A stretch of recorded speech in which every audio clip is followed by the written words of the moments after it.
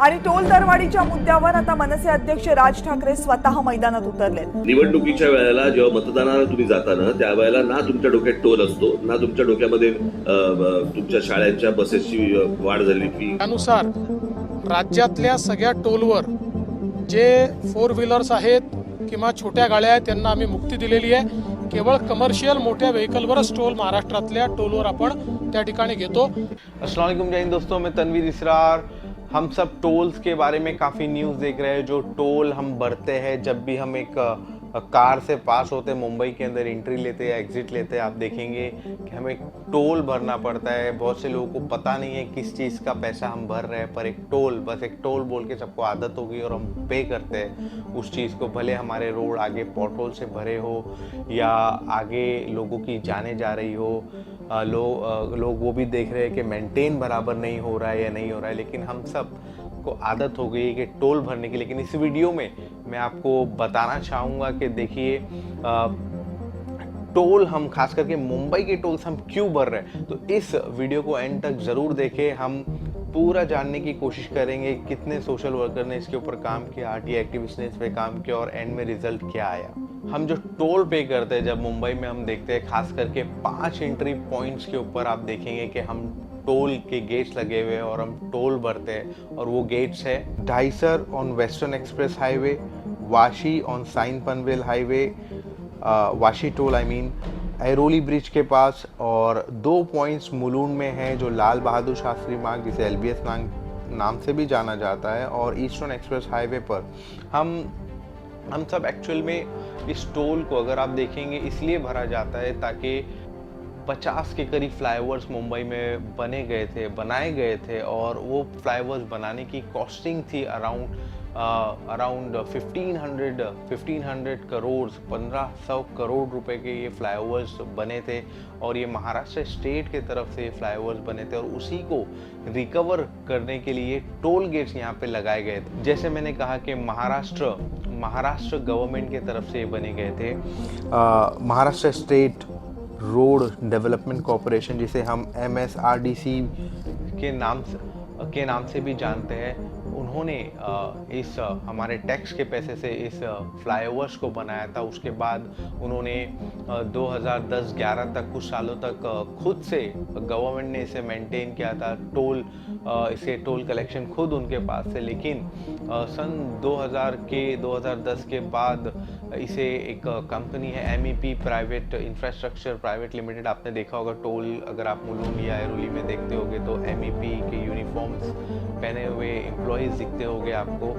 2026 तक ये toll collection का जो राइट्स है इन्हें दिया गया है MEP कंपनी को, और 2026 के बाद कहा जाता है कि और इसे 10 साल एक्सटेंड किया जाएगा और टेंडरिंग होगी और 2036 तक। अनफॉर्चुनेटली हम सबको, इवन हम मोटर टैक्स देते हैं, हम जब गाड़ी खरीदते हैं और तब हम टैक्स देते हैं, हम कोई भी चीज़ खरीदते हैं तो हम एक टैक्स देते हैं जिसमें ऑलरेडी जो ट्रांसपोर्ट कॉस्ट वगैरह इंक्लूडेड होता है, लेकिन उसके बावजूद भी हमें टोल भरना पड़ता है। और अनफॉर्चुनेटली ऐसा है हमारे रोड के हालत कि टोल भरने के बावजूद भी आप देखेंगे इतने पॉटहोल्स होते हैं, इतने बेचारे जो मासूम लोग हैं वो रोड पे अपनी हर मानसून में जान गंवा देते हैं। छोटे छोटे पॉटहोल्स की वजह से लोग बाइक स्किड हो जाती है, रिक्शा जो है, जो छोटी गाड़ियाँ होती है, वो बड़े बड़े एक्सीडेंट्स में इन्वॉल्व हो जाती है। लेकिन उसके बावजूद भी हम टोल देते हैं क्योंकि हम सबको आदत हो चुकी है कि भाई ये गेट आ गया भाई, यहाँ पैसे दो और चलता बनो। हम सबको एक ये आदत हमें अपने राइट से दूर कर दी थी क्योंकि हमें इजी लगता है। 10, 20, 50, 100 रुपए हम सब के लिए मेरे ख्याल से आज के दौर में मायने नहीं रखते। लेकिन इस वीडियो में हम देखेंगे कितने सोशल वर्कर ने इसके ऊपर काम किया है।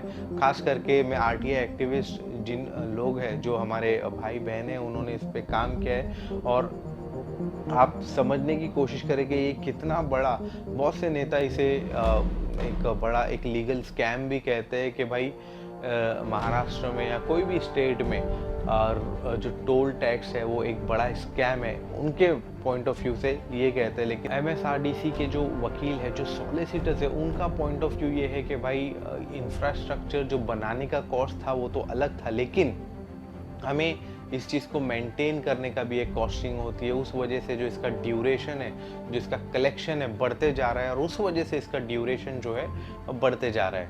हमारे एक आरटीआई एक्टिविस्ट है मिस्टर अनिल गलगली, अगर उनकी मैंने कुछ रिपोर्ट्स पढ़ी और उसमें मैंने देखा कि कुछ 31 फ्लाईओवर्स बने थे 2010 के करीब, और वो 31 फ्लाईओवर्स की जो कॉस्टिंग थी 1058 करोड़ थी। उस कॉस्टिंग को अगर हम कंपेयर करेंगे कि जो टोल कलेक्ट की थी एमईपी ने 926.92 करोड़ ऑलरेडी कलेक्ट कर चुकी थी ये कंपनी ने, तो डिफरेंस जो है ऑलमोस्ट 75 या 100 अप्रॉक्सीमेटली बिटवीन 75 टू 100 करोड़ का डिफरेंस है। और उसके बावजूद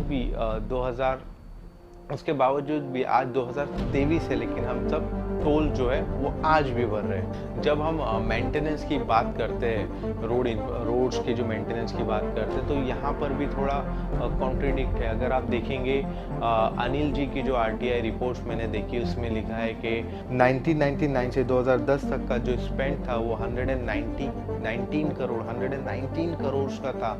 और इतने सालों में ऑलमोस्ट अगर आप देखेंगे 11 सालों में सिर्फ 119 करोड़ जो इंफ्रास्ट्रक्चर, जो रोड का जो मेंटेनेंस कॉस्ट होता है उसमें एमएसआरडीसी ने खर्चा किए थे। लेकिन 119 करोड़ एक छोटा अमाउंट लगता है इतने सालों का।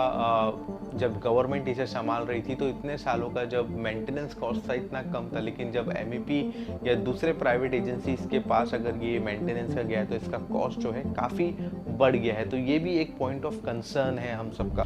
मुझे वो आरटीआई में एक जून 2020 का डेटा मिला है, तो एक महीने जून 2020 में आप देखेंगे पांचों टोल ने कितना बड़ा अमाउंट कलेक्ट किया है, 954.61 लैक्स के टोल रिसीप्ट। मतलब एक महीने में ऑलमोस्ट आप देखेंगे 956 लैक्स रुपीस का ये पांचों टोल का टर्नओवर है। उसके बावजूद इसका जो ड्यूरेशन है घटाने के बजाय बढ़ते ही जा रहा है।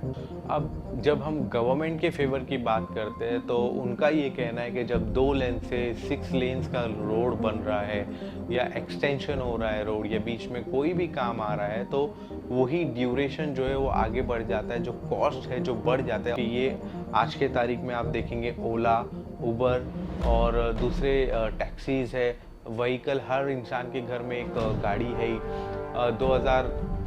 2018 के करीब आप अगर आप एनालाइज करेंगे तो 2018 के करीब एक ही वक्त पर एक दिन में 6 लाख के करीब गाड़ियाँ एक ही वक्त पर एक ही दिन पे यहाँ पर इन एंड आउट करती थी। और अब तो ये 2018 का डेटा पर अगर आप देखेंगे तो आज के तारीख में ये ऑलमोस्ट 30 to 35% ये रेशियो बढ़ गया होगा।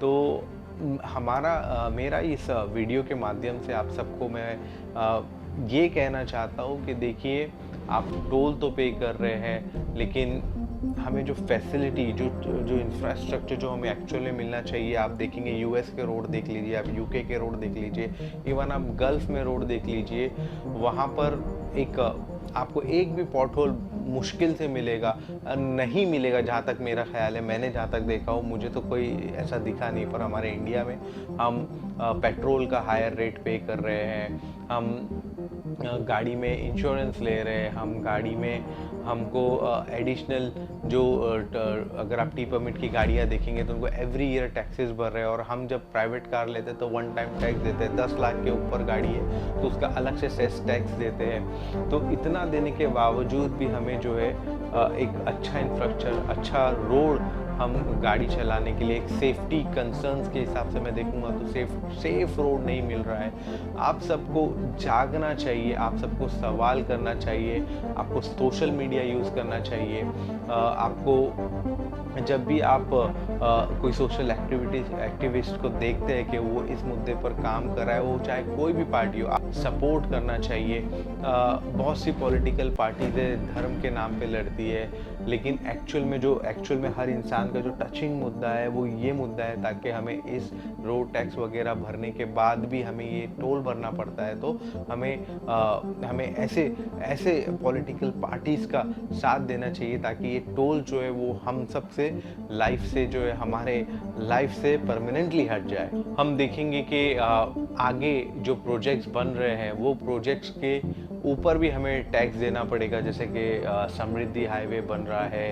आप देखेंगे कि शिवरी से लेके पनवेल तक वो एक ट्रांस हार्बर लिंक बन रहा है, उसका टोल।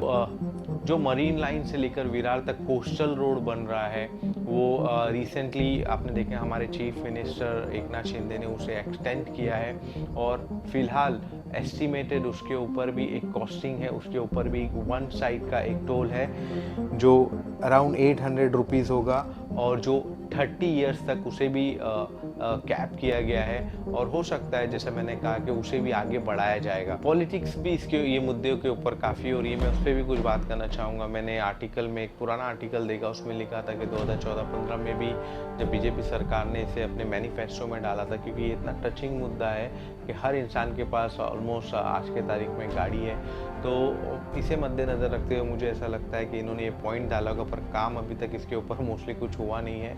आप देखेंगे कि इन्होंने कंप्लीट वेवर का मॅनिफेस्टो में डाला था।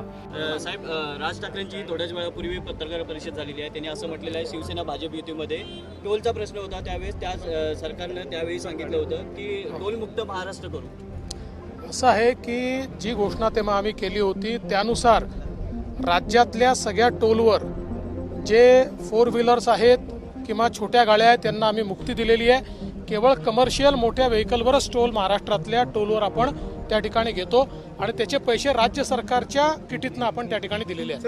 तो आपने देखा कि मैंने एक छोटा सी इस वीडियो के माध्यम से टोल के बारे में आपको बताना चाहा, और बहुत ही दुख की बात है कि हमें जब रोड टैक्स एडिशनल जितने टैक्सेस है देने के बाद भी हमें टोल भरना पड़ता है। जहाँ तक मेरा एक पर्सनल व्यू है कि गवर्नमेंट को अगर आप देखेंगे, गवर्नमेंट को जितने भी टी परमिट्स गाड़ी है, ये मेरा पर्सनल सजेशन है कि जितने भी टी परमिट्स गाड़ी है उनके ऊपर जो है उनके ऊपर हमें टोल अगर रख सकते हैं तो उनके ऊपर रखना चाहिए, खास करके जो प्राइवेट कार्स है, क्योंकि जब कॉलेज का बच्चा तो कॉलेज जाता है कार में या फैमिलीज जाती है कार में, उनके ऊपर टोल नहीं होना चाहिए, क्योंकि उन्होंने ऑलरेडी अपने टैक्सेस वगैरह अप टू डेट पे कर चुके हैं। और जो टी परमिट्स गाड़ी होती है ऑब्वियसली उनके लिए एक बिज़नेस कॉस्ट होता है, वो बिज़नेस कॉस्ट जो है जब अगर कमोडिटी ले जा रहे हैं तो उसके ऊपर ट्रांसफ़र की जाती है। एंड ऑफ द डे हम कंज्यूमर ही उसका जो एडिशनल अमाउंट पे करते हैं। लेकिन अगर गवर्नमेंट को ये ध्यान देना चाहिए कि अगर एटलीस्ट अगर आज टेन्योर तो आप बढ़ाते ही हो हमेशा, अगर इसका टेन्योर जो है आप अभी 15 साल बढ़ा रहे हो तो आप और 20 ईयर्स के लिए बढ़ा दो, लेकिन जो प्राइवेट कार्स है उनके ऊपर से आप टोल जो है परमानेंटली हटा दो। तो इससे क्या होगा कि इससे जितने भी मिडिल क्लास लोग, अपर मिडिल क्लास लोग और बहुत से लोअर मिडिल क्लास के पास भी गाड़ियाँ होती है आज, वो सब एक अपना एक छोटा सी जो बर्डन है जो बग करता है, टोल आपको एक परेशान कर, जब भी आप टोल देखते हो आप बग होते हो, तो वो चीज़ से एक छोटी सी राहत मिलेगी। गवर्नमेंट को इस छोटी छोटी चीज़ पे काम करना चाहिए, ये मेरा रिव्यू है। हो सकता है इस वीडियो से आपको थोड़ी टोल के बारे में जानकारी मिली हो। अगर आपको ऐसा लगता है तो प्लीज़ मेरे इस वीडियो को शेयर करें, लाइक करें और मेरे चैनल को ज़रूर सब्सक्राइब करें। Thank you.